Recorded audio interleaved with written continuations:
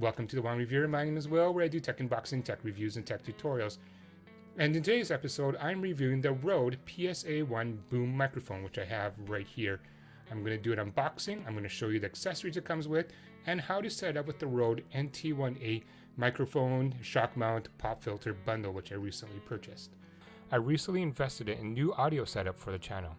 My upgraded audio setup includes the 3rd generation Focusrite 2i2 audio interface, the Rode NT1 condenser microphone with the bundle shock mount, and the Shure SR H440 monitor headphones. I originally had the Rode NT1 and shock mount mounted on a tabletop microphone stand. However, the weight of the shock mount and the NT1 was just a bit too heavy for it. It started to dip, and I had to put a pair of pliers to hold it into place. The plier handles would push out against the mic stand, so it would keep it from dipping down even further. My hack for this, I thought, is pretty ingenious. However, I did find the setup was not working for me using the tabletop microphone stand. It was just blocking my view of the monitor when I was trying to read scripts or playing online. I caved and I decided to purchase the Rode PSA1 microphone boom arm. Functionally, I think it just works better and also looks more professional looking than my hack setup, especially for video conferencing. As you're watching and you find the video helpful, please remember to give it a thumbs up, like the video, and consider subscribing to my channel for similar content. In terms of what's in the box, it has a desk clamp. It feels solid and has a thin layer of foam to protect the surface of the table from being scratched. I was actually expecting it to be heavier to support a boom arm and microphone, which can weigh up to 4 pounds combined. It also comes with a tabletop insert as an option for those who have desks with pre-existing holes or plan to drill a hole in their desk for this current setup. The boom arm itself feels solid and it feels pretty heavy, and it weighs 3.8 pounds. In terms of installation, it was super easy. I'm using the desk clamp. It was easy to clamp it into place, and I just placed the boom arm right into the socket and it was ready to go. Now I'm going to install the NT1 microphone and the shock mount. I can screw the shock mount right into the boom arm as it has a 3/8 thread on it. So here I am screwing the shock mount right into the Rode PSA1 thread. It's very easy just to kind of thread it in there.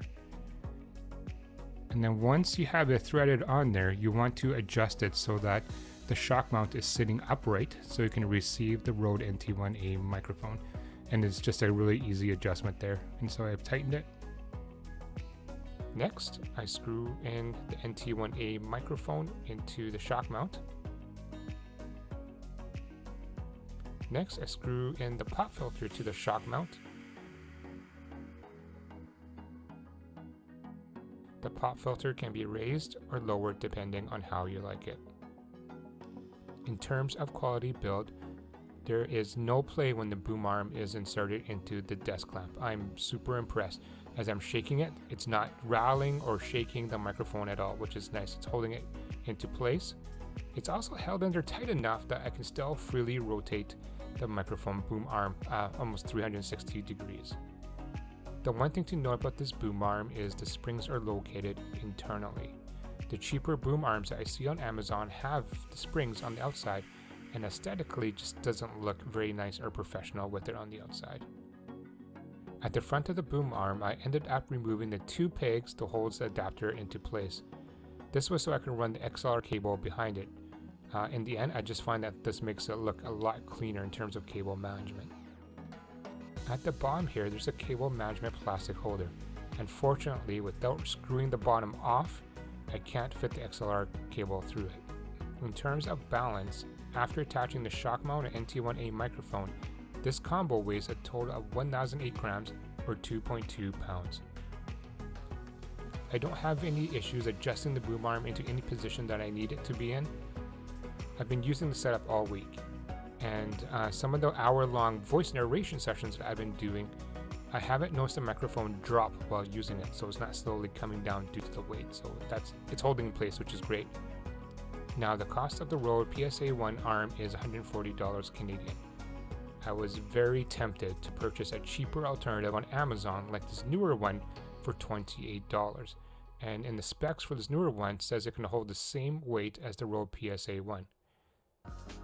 Alright, so stay tuned for a future episode where I will do a more in-depth review of the Rode NT1A microphone shock mount combo I have here.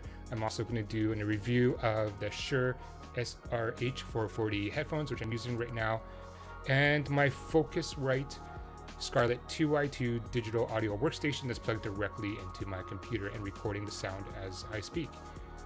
So just stay tuned for that. I want to give it a few more weeks just using it, just so I get a good understanding of it and get an accurate representation for when I do my review. If you are in the market looking for a microphone boom arm, I do recommend the Rode PSA1. There's just nothing wrong with it. All right, so thank you guys for watching, and until next time.